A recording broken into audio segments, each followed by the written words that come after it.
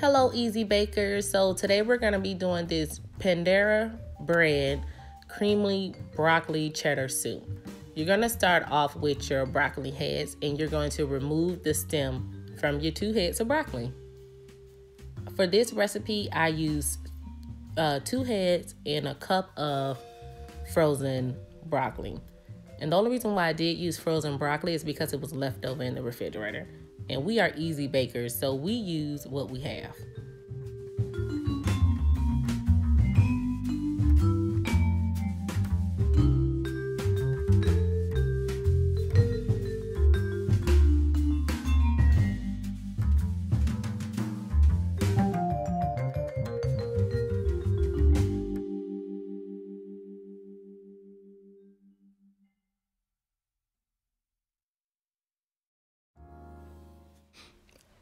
So if you do decide to use the stem, that will be absolutely fine. Just use a food processor so you can make sure that you can get them as fine as you can. We don't want to be chomping on any hard stems.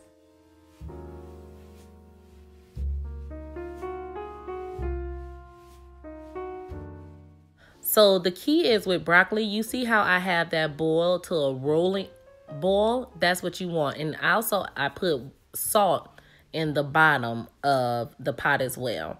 So you're gonna add your broccoli to your boiling water, add a pinch more salt on the top of them, and bring it to a and cook them for only 4 minutes, okay?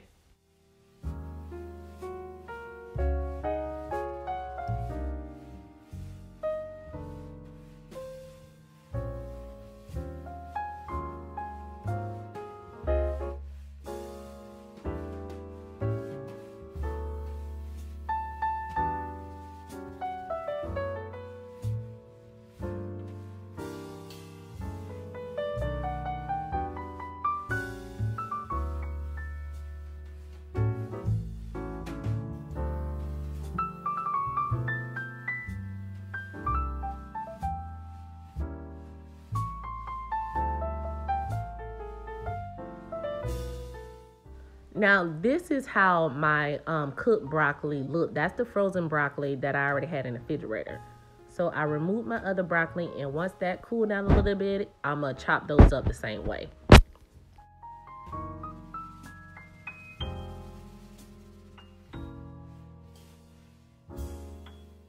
And I use a half a cup of butter, which is like a stick of butter. This butter was salted. Some people use unsalted butter, but it tastes the same to me.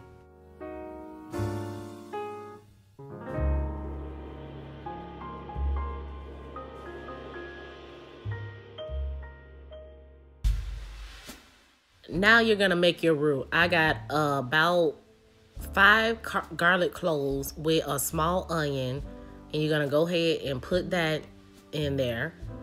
And then you're gonna add about a cup or a half a cup of carrots, depending on how much you want. We like carrots.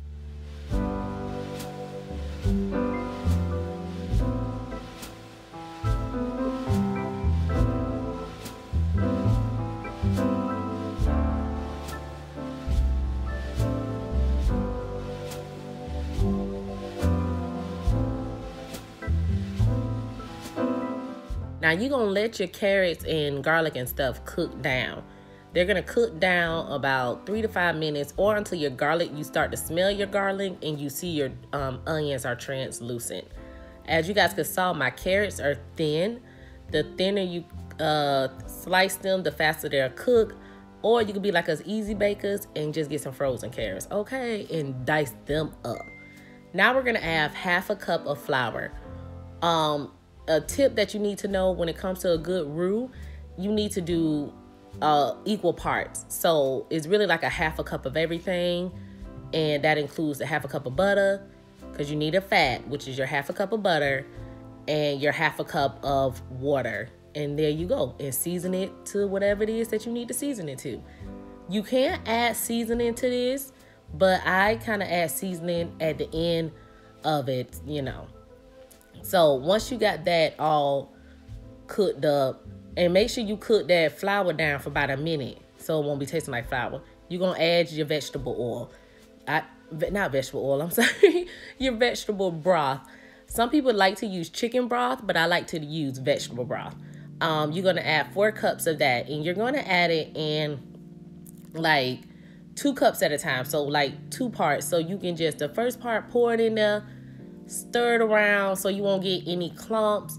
Second, add your second cup or whatever in there. Stir it around so you won't get any clumps. Look out for clumps, because honey, you gonna be sad if you bite into your stuff and it's just like you chewing on some dough. Ooh, you gonna be mad, girl. But let that simmer until it thickens up. You see how it's nice and thick? That's what you want it. You want it to thicken up, and you're gonna go ahead and add your spices to this. So I'm using, you'll see, onion powder, garlic powder, and white ground pepper, or you could use black pepper. I use white pepper.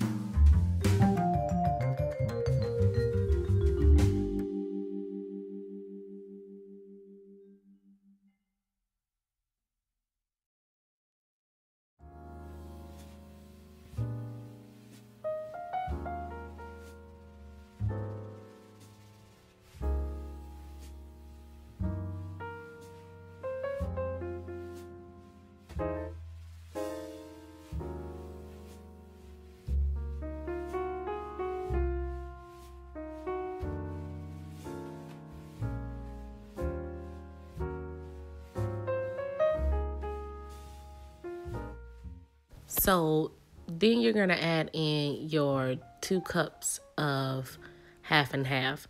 But the gag is, I only had a cup of whole milk and a cup of half and half, and it still turned out creamy.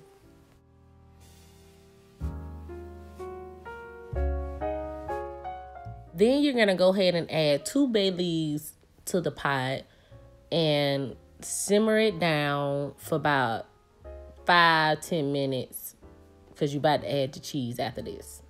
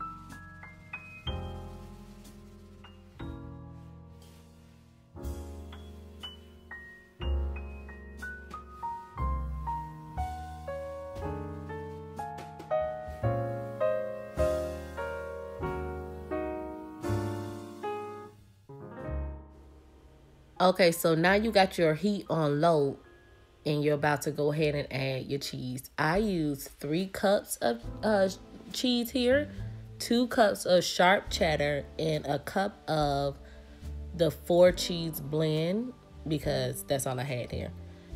Mix that up on low for another about 5 minutes.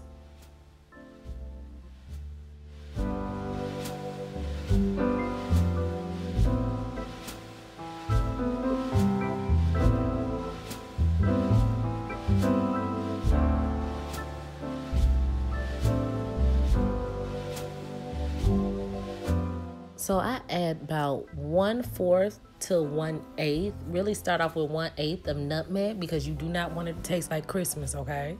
So, excuse me. And I also add about 1/8 to 1/4 of cayenne. This is where you're adding to taste, so you're gonna need to be tasting your food at this point.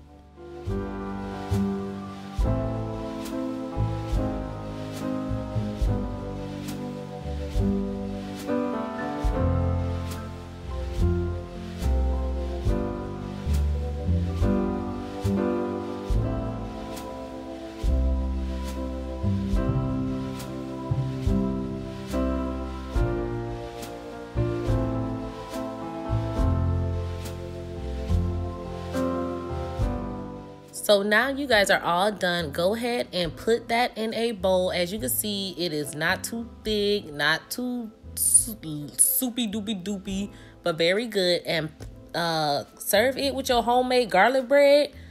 So if you don't know how to make homemade garlic bread, your girl got you. Hit the link in the iCards in the description below. Love you, my easy bakers. Thank you so much.